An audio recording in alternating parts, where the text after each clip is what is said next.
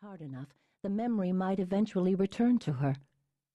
Her legs tired quickly, and she sighed with relief when she saw a bench by the side of the road.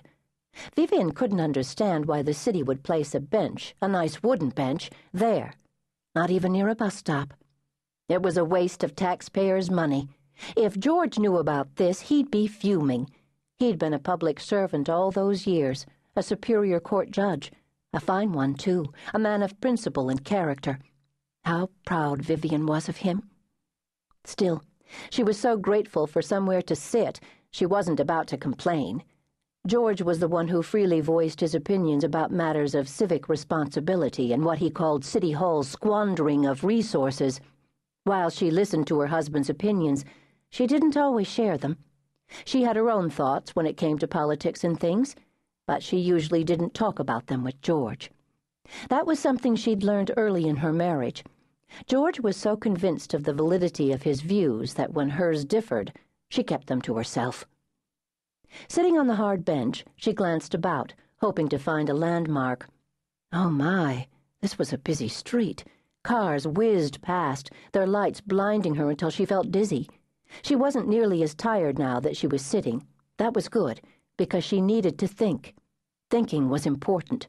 Forgetting fundamental facts, like her address, her phone number, people's names, distressed her. This happened more and more often now that George had died, and it frightened her. Perhaps, if she closed her eyes for a moment, that would help. She'd try to relax, to clear her mind, since all this worry only made her memory less reliable. It was downright chilly now that the sun had gone down. She should have brought a sweater, but she'd been working in the garden earlier, and it had been hot. Her irises were lovely this year, even though her garden was in sad shape. For years, it had been her pride, and she hated the way it looked these days. She did what she could, but so much else needed to be done. Weeding, pruning, planting annuals. After dinner, she'd decided to do some watering and remembered that she hadn't collected the mail. That was when she'd gone out, planning to walk to the neighborhood mailbox. And now here she was, lost and confused and afraid. Something brushed her shoulder and Vivan opened her eyes. Joy coursed through her veins before she blinked, certain her mind had betrayed her. George? Her husband of 59 years stood directly beside her, shadowed under the nearby streetlight. His smile warmed her, and she straightened, eyes wide open, terrified he'd disappear. George had come to help her, come to save her. That is you, isn't it? He didn't answer, but stood there plain as could be. He looked younger, she thought, admiring his broad shoulders and his confident posture. He'd always been such a handsome man. They'd been high school sweethearts and known each other their entire lives. Vivan felt she was the luckiest girl in the world when George asked her to marry him.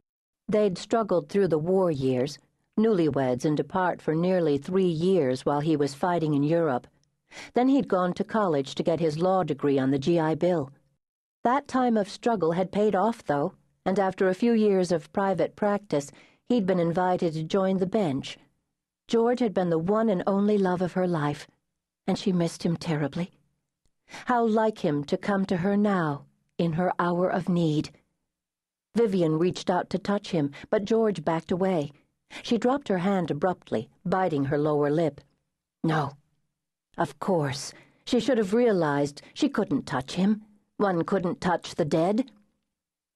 I'm lost, she whispered. Don't be angry with me, but I can't find my way home. He smiled again, and she was so relieved he wasn't upset with her. She'd forgotten things before he died, too, and sometimes he got frustrated with her, although he tried to hide it. She'd even stopped cooking, but that was because she'd forgotten so many of her recipes. The ones in cookbooks were too hard to read, too confusing. But George never complained, and often heated soup for both of them. Vivan felt she should explain what had happened. I went out to get the mail, and I must have decided to go for a walk because when I looked up I wasn't anywhere close to the house. He stretched out his hand and she got to her feet. Can you take me home?